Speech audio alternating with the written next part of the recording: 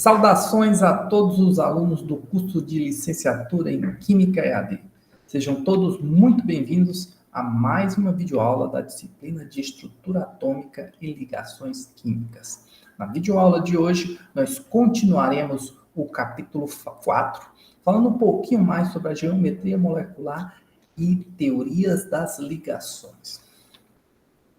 Sendo assim, para uma molécula com mais de 2 átomos, o momento de dipolo depende tanto das polaridades das ligações individuais quanto da geometria da molécula. Nós já vimos a geometria da molécula na aula passada e hoje nós vamos ver a relação dessa geometria com a polaridade das ligações individuais.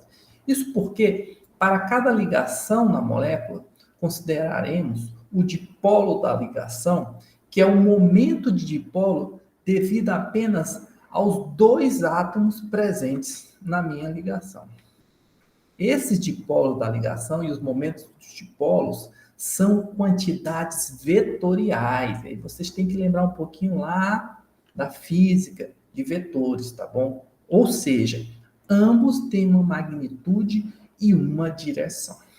Para exemplificar isso, eu trouxe aqui para vocês na figura 9.10 a molécula de CO2, que é uma molécula apolar.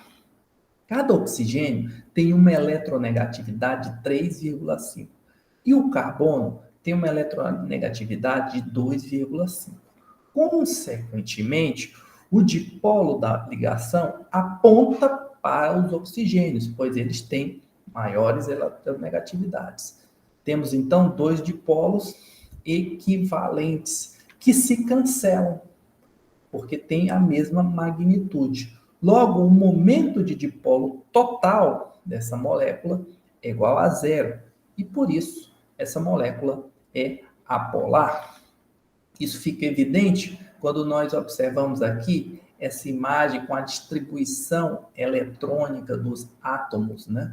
Dentro dessa visão computacional. Lembrando que em azul a gente tem baixa densidade eletrônica e em vermelho alta densidade eletrônica. Perceba que a densidade eletrônica está uniformemente distribuída pela molécula. Ao contrário, nós temos aqui na molécula de H2O que cada hidrogênio tem uma eletronegatividade de 2,1 e o oxigênio, como a gente já viu, de 3,5. Consequentemente, os meus dipolos apontam para o oxigênio. A densidade de carga negativa está mais próxima do oxigênio, a gente já viu isso anteriormente, essa simbologia aqui. E eu tenho a menor densidade de elétrons no hidrogênio. Então, nós temos essas duas setas apontando para o meu oxigênio.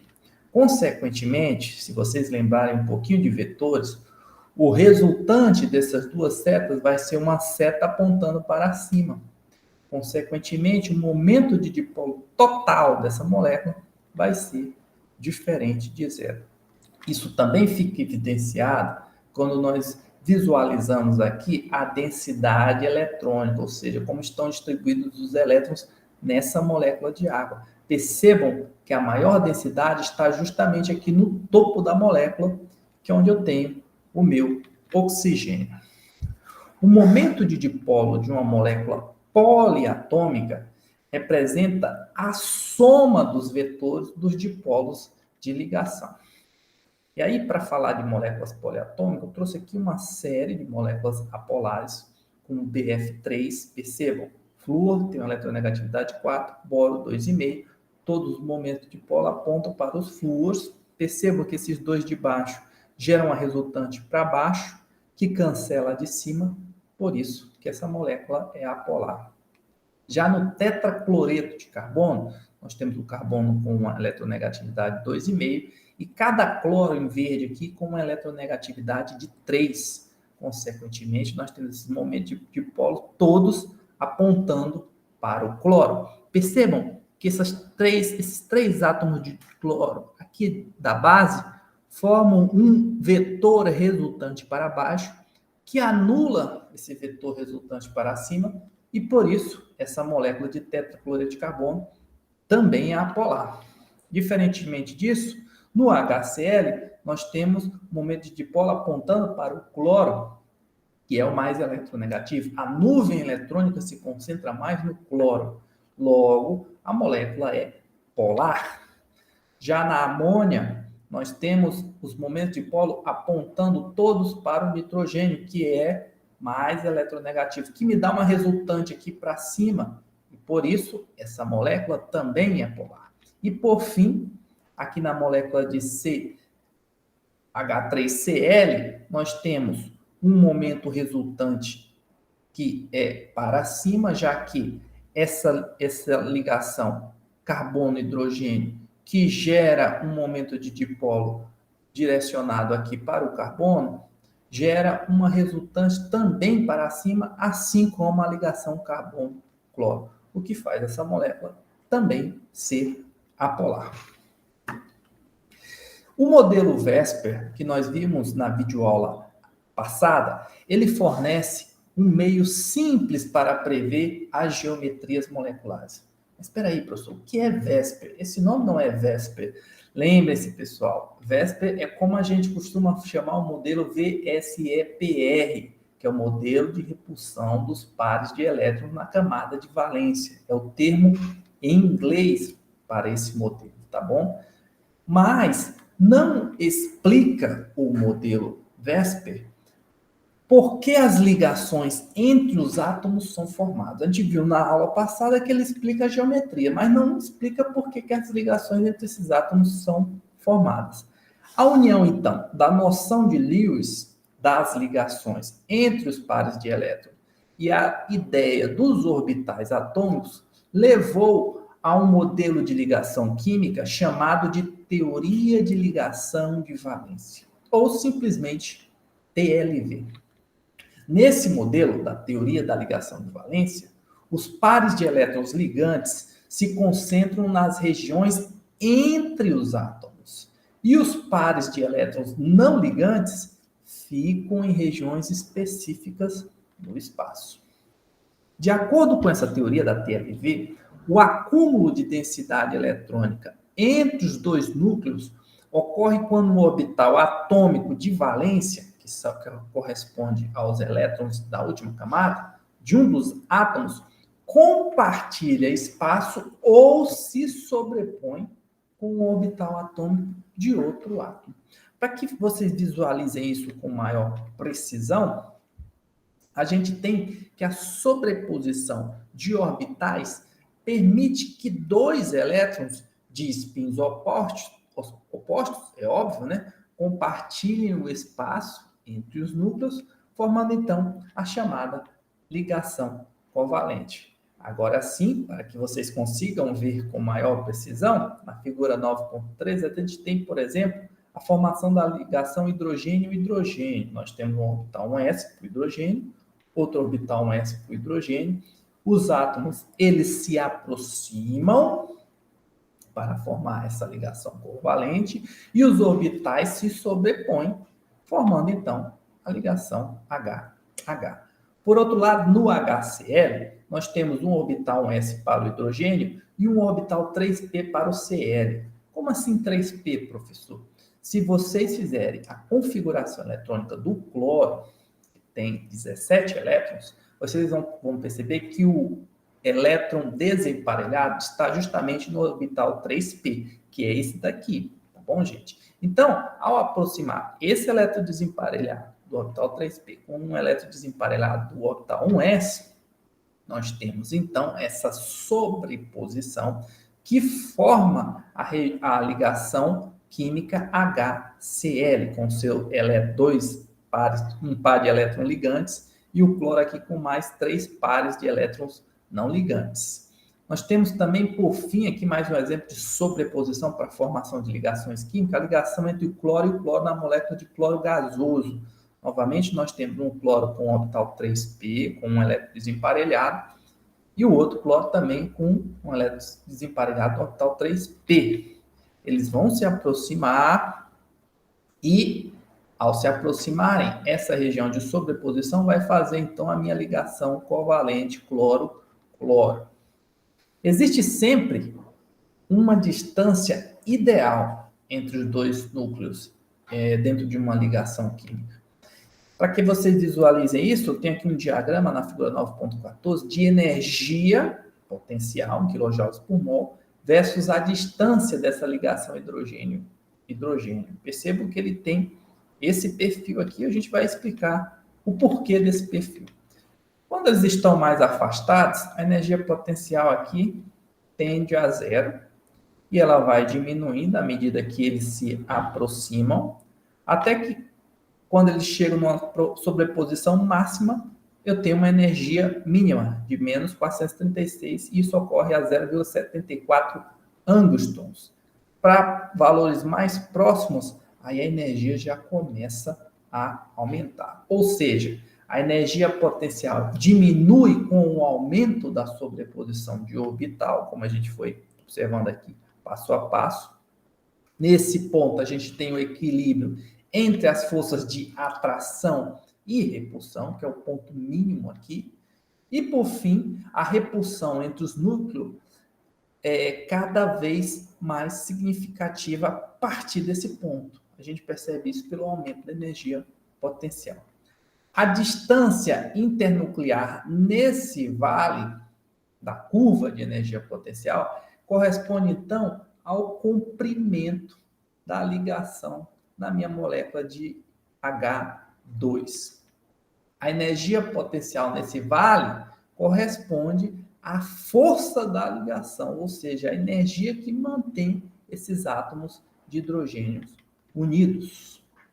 Dessa maneira, o comprimento da ligação observada é a distância na qual as forças de atração entre cargas diferentes, quer seja elétrons e núcleos, são equilibradas pelas forças repulsivas entre cargas iguais. Ou seja, elétron-elétron, núcleo-elétron. E é isso que a gente chama de ligação química e comprimento de ligação. A questão é, como conciliar a noção de que ligações covalentes são formadas a partir da sobreposição dos orbitais atômicos com as geometrias moleculares originadas no modelo Vespers, que nós vimos lá na videoaula passada. Para explicar as geometrias moleculares, consideramos frequentemente que os orbitais atômicos de um átomo, geralmente o átomo central, se misturam para formar novos orbitais, os chamados orbitais híbridos. Guardem esse nome. O processo de misturar orbitais atômicos é uma operação matemática, e essa operação é chamada de hibridização. Para ilustrar o processo de hibridização, nós vamos considerar a molécula de BeF2, fluoreto de berílio, formado quando o BeF2 sólido é aquecido a temperaturas elevadas. A estrutura de Lewis do BeF2, que vocês já sabem construir, é essa daqui, ó, com o átomo central de berílio, os átomos mais extremos de flúor, com 3 pares de elétrons não ligantes. O modelo Vesper determina corretamente que o BeF2 é, portanto, linear, com 2 ligações simples aqui entre o átomo de berílio e o átomo de flúor, que são idênticas. Mas, como podemos usar essa teoria de ligação de valência para descrever essa ligação? A gente sabe que a configuração eletrônica do flúor indica que existe um elétron desemparelhado no orbital 2p, como vocês podem observar nessa configuração aqui. É justamente esse elétron aqui. Esse elétron 2p desemparelhado, ele pode ser emparelhado com um elétron desemparelhado do átomo de berílio, para formar, então, uma ligação covalente polar, tá bom? Porque eles têm eletronegatividades diferentes. Entretanto, quais orbitais no átomo de berílio sobrepõem-se com os átomos de flúor para formar essa ligação BeF? A configuração de quadrículas para o estado fundamental do berílio é essa daqui, ó. Vocês já estão craques em fazer essa distribuição eletrônica de Lewis. Percebam que eu não preenchi o orbital 2p, porque ele só tem 4 elétrons para ser distribuídos, eles ficam emparelhados aqui no orbital 2s2. Uma vez que uma vez que ele não tem elétrons desemparelhados, como vocês podem ver aqui, o átomo de berílio, em seu estado fundamental, esse aqui de mais baixa energia, ele é incapaz de formar ligações com o átomo de flúor. Lembre-se, o flúor tem um elétron desemparelhado, ele quer um elétron desemparelhado do berílio para fazer uma ligação. Porém, ele poderia formar duas ligações promovendo um elétron do orbital 2s para o orbital 2p, como vocês acabaram de ver. E aí ele vai ter um S2, 2s1, 2p1. Como o orbital 2p é de mais alta energia que o 2s, promover um elétron vai requerer energia. O átomo de berílio agora tem 2 elétrons desemparelhados. E agora sim ele vai formar duas ligações covalentes polares com os 2 átomos de flúor, que também tem cada um elétron desemparelhado. Entretanto, as duas ligações não seriam idênticas, porque o orbital 2s do berílio seria usado para formar uma ligação e um orbital 2p seria usado para formar outro. E vocês sabem que o orbital 2s não tem a mesma energia do orbital 2p. Portanto, apesar da promoção de um elétron permitir a formação de duas ligações BeF, ainda não explica a estrutura do BF2, do fluoreto de berílio. Podemos resolver esse dilema misturando um orbital 2s e um orbital 2p para gerar 2 novos orbitais. Como assim? Vejamos. Na figura 9.15, nós temos a formação do orbital híbrido, que é uma mistura de um orbital atômico S com um orbital atômico P. Por isso que eu estou somando esses 2 orbitais. Ao fazer isso, o processo de hibridização, eu vou formar 2 orbitais híbridos SP. Como os orbitais P, aqui em rosa, cada um dos orbitais híbridos SP também tem 2 lóbulos, tá bom, gente? Entretanto, diferentemente dos orbitais P, que tem 2 lóbulos idênticos de mesmo tamanho, no orbital híbrido SP nós temos um lóbulo muito maior que o outro, tá certo, gente? Os 2 novos orbitais, eles são idênticos no formato, mas têm lóbulos grandes que apontam em sentidos opostos. Nesse caso, dizemos que a hibridização de um orbital S com um orbital P, e por isso cada orbital híbrido é chamado de orbital híbrido SP. Tá bom? O termo usado para essa soma é hibridização, e o que eu tenho é um orbital híbrido SP. Na verdade, 2 orbitais híbridos SP, porque cada orbital atômico gera um orbital híbrido. Como eu tenho 2 orbitais atômicos, eu tenho 2 orbitais híbridos. De acordo, então, com o modelo de ligação de valência, TLV, uma configuração linear de domínio eletrônico implica em uma hibridização SP. Por fim, nós temos aqui o orbital híbrido SP sobreposto, tá bom? Onde a gente mostra só os lóbulos grandes. Sobrepus esses 2 orbitais e aí eu tenho só o lóbulo grande. Para o átomo de berílio, no BF2, podemos escrever o seguinte diagrama de orbitais para a formação de 2 orbitais híbridos SP. Como a gente viu anteriormente, o berílio, que tem 4 elétrons, tem a seguinte configuração eletrônica. No entanto, nós podemos promover um elétron para o outro orbital e misturá-los para formar o meu orbital híbrido SP. Bom, os elétrons nos orbitais híbridos SP podem formar ligações de elétrons compartilhados com os dois átomos de flúor. Como a gente vai ver aqui na sequência, na figura 9.16, as formações de duas ligações equivalentes berílio-flúor, tá bom? Entre os orbitais híbridos sp e o orbital p do flúor, tá bom? Orbital atômico 2p do flúor, idêntico aqui do outro lado, e aqui no centro, os lóbulos grandes dos dois orbitais híbridos sp, formando então a minha ligação simples e a minha geometria linear, tá bom? Essa aqui então é a minha região de sobreposição desses orbitais. Uma vez que os orbitais híbridos sp são equivalentes, aqui em roxo, tá bom? Mas apontam em sentidos contrários, o fluoreto de berílio tem duas ligações idênticas, aqui e aqui, e, consequentemente, uma geometria linear.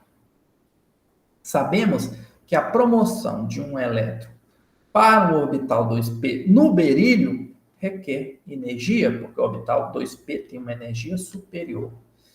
Por que, então, imaginamos a formação de orbitais híbridos? Os orbitais híbridos têm lóbulos grandes e podem, dessa forma, ser direcionados a outros átomos mais adequadamente do que os orbitais que não sofrem hibridização. Consequentemente, esses orbitais híbridos podem se sobrepor mais fortemente com os orbitais de outros átomos do que os orbitais atômicos e resultam, portanto, em ligações mais fortes. A energia liberada pela formação de ligações mais do que compensa a energia que deve ser gasta para promover o meu elétron.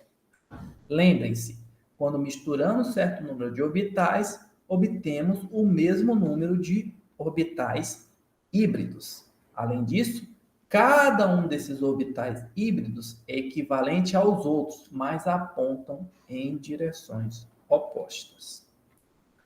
Outras combinações de orbitais atômicos também podem ocorrer, gerando diferentes geometrias, como no caso da molécula de BF3, fluoreto de boro, tá bom? Um elétron 2s no átomo de boro pode ser promovido ao orbital 2p vazio. O boro ele tem 5 elétrons no total, essa aqui é a configuração eletrônica deles, a gente tem um elétron desemparelhado no orbital 2p, tá bom? Consequentemente, ele só faria uma ligação, mas a gente pode excitar esse átomo de boro e promover um outro elétron para o orbital 2p, ficando um S2, 2S1, 2p2. E se a gente misturar os orbitais 2s, o orbital 2s que tem um elétron desemparelhado, com os dois orbitais 2p que também tem um elétron desemparelhado pelo processo de hibridização, nós vamos formar aí o orbital, 3 orbitais sp2. Aqui na figura 9.17, nós temos a representação da formação dos 3 orbitais sp2 a partir de um orbital atômico s e 2 orbitais atômicos p, tá bom? Px, py, tá bom? No processo de hibridização, nós temos então a formação de 3 orbitais híbridos sp2. Os 3 orbitais híbridos sp2, eles se localizam no mesmo plano, como vocês podem visualizar aqui, mas afastados por ângulos de 120 graus. Eles são usados para fazer 3 ligações equivalentes com os 3 átomos de flúor do nosso exemplo, levando, consequentemente, a uma geometria trigonal plana, como pode ser observado aqui no orbital híbrido sp2 sobreposto. Observem que aqui nós sobrepomos esses 3 orbitais sp2, mas aqui nós mostramos apenas os lóbulos grandes. Voltando aqui à configuração do boro, observe que um orbital vazio 2p permanece sem sofrer hibridização. Esse orbital não hibridizado será muito importante quando abordarmos ligações duplas mais adiante, no próximo vídeo. Um orbital atômico S também se mistura com 3 orbitais atômicos P na mesma subcamada. Por exemplo, um átomo de carbono no metano, CH4, forma 4 ligações equivalentes com 4 átomos de hidrogênio. Imaginemos esse processo como resultante da mistura dos orbitais 2s e os 3 orbitais atômicos 2p do carbono para criar 4 orbitais híbridos sp3.